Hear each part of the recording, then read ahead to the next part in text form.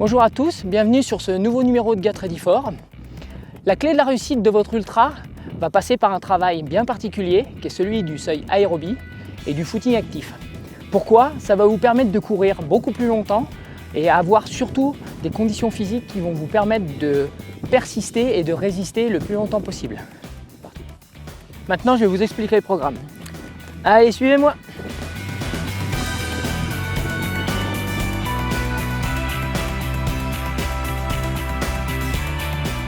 Donc ce travail va se dissocier en deux parties. Une première partie dans les fréquences cardiaques entre 75 et 85% qui va être le secteur du footing actif. Et une deuxième partie qui va être dans le secteur de fréquence cardiaque de 80 à 90% qui va être le seuil aérobie.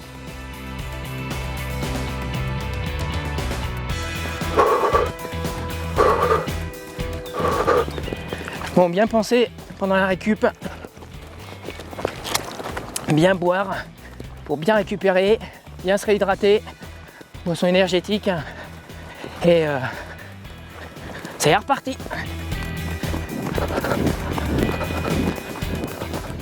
Je vous conseille de travailler sur des parcours plutôt plats et plutôt roulants, l'idéal étant en sous-bois bien sûr. Maintenant, pour les personnes qui ne peuvent pas, n'hésitez pas à aller faire des séances de seuil sur la route en respectant vraiment bien les fréquences cardiaques établies et calculées au départ. Sachant qu'au-delà de 90%, vous allez rentrer dans le secteur anaérobie. C'est un secteur qui va être moins intéressant pour le travail de l'ultra.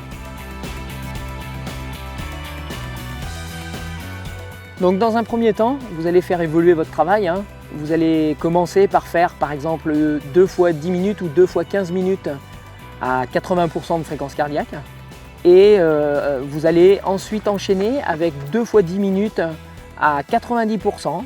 Progressivement, vous allez rajouter 3 fois, 4 fois 10 minutes, voire même, vous allez pouvoir faire évoluer le travail jusqu'à faire 1 heure à 80%, enchaîné avec 30 minutes à 90%.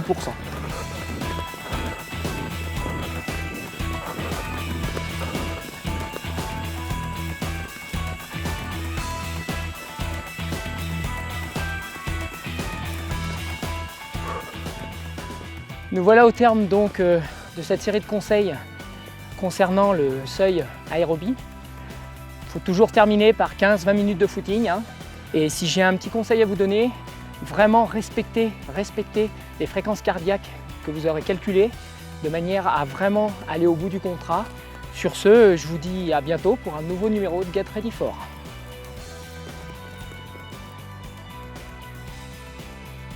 Donc l'idéal étant de travailler avec un cardio-fréquence-mètre. Ensuite, le calcul est très simple.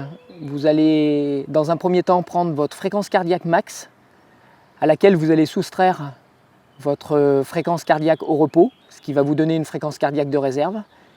Et ensuite, vous pouvez effectuer les calculs très simplement en multipliant par 0,75, 0,80, 0,85 ou 0,90, selon le secteur dans lequel on va travailler.